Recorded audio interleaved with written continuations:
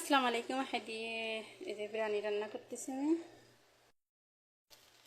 এই যে চাল ভিজাই রাখছিলাম, সেদ্ধ করে রাখছি, ভাত সেদ্ধ করে এখন এই মশলা আগে ভাজে রাখছিলাম।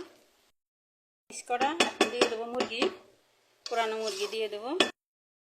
মুরগি পোড়াই রাখছিলাম এই যে। এখন দিয়ে দেবো তেল, এর ভিতরে তেল দিয়ে দেবো।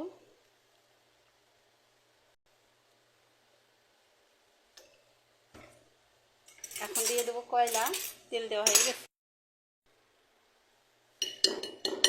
এই পুরানো কয়লা ধোঁয়া উঠছে, এভাবে ডেকে রাখলে এই জিনিসটা খাই ভালো।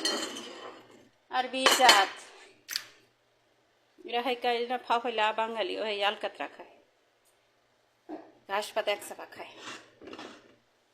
জাল বন্ধ করে দেবো, থাকবে 10 মিনিট, তারপরে ওই তেলটা ওই বিরিয়ানির পর দিয়ে দেবো।